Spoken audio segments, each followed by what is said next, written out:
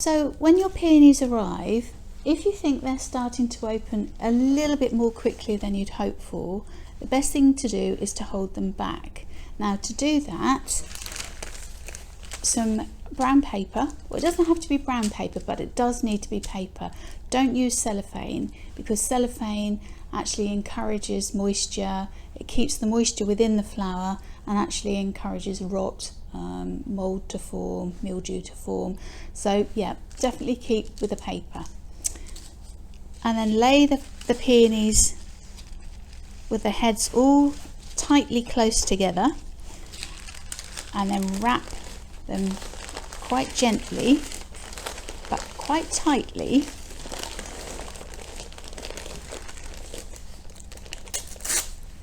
and then tape them and keep them like that. So you can see that they're very securely bound, and that's actually going to force pressure to stop them from opening. Then I would suggest perhaps the morning of the wedding or the night before, just remove the paper, and as soon as you open it, they will spring open. So that's how to hold them back. Obviously cut and condition them, put them into a cold, dark environment. The cooler, the darker, the less they'll open.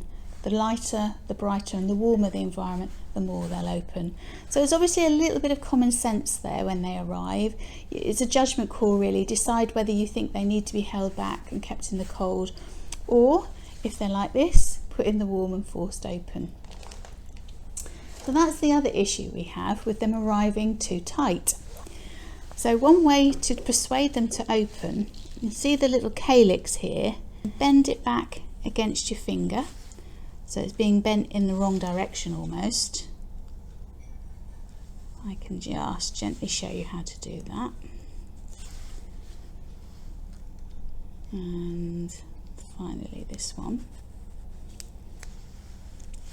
Okay, so that's actually removing the sepal, so it won't contain the peony. And then you can gently tease, stroke the petals open,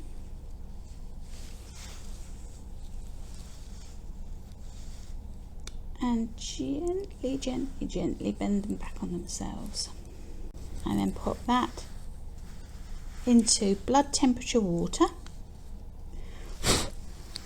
and that's actually helping it to force it open. Seems a bit cruel, I have to admit, but it does work. You're literally removing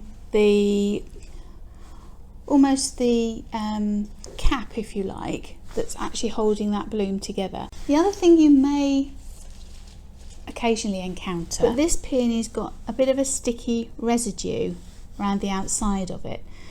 That's quite normal. That does occasionally happen, but it is a little bit detrimental to the bloom in the respect that that stickiness almost acts like a glue and holds the sepals tight, which therefore stops the bloom from opening.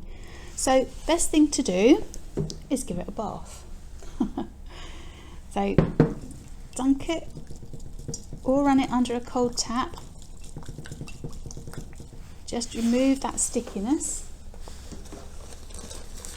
and then just dry it very gently.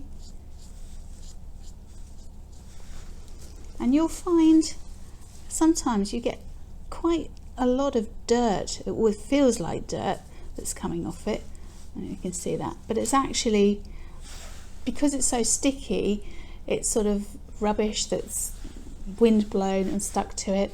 Occasionally you do get a little bit of mold forming from the sticky residue, but once you've removed that stickiness, dry the peony and then just repeat the process that I did for the red charm. And then remove any of the leaves that are going to be below the waterline, cut the peony at a sharp angle, and then slit the stem up, just basically because this exposes more cells to the water, therefore more water can go up the stem that little bit more quickly and aid the flower in its opening.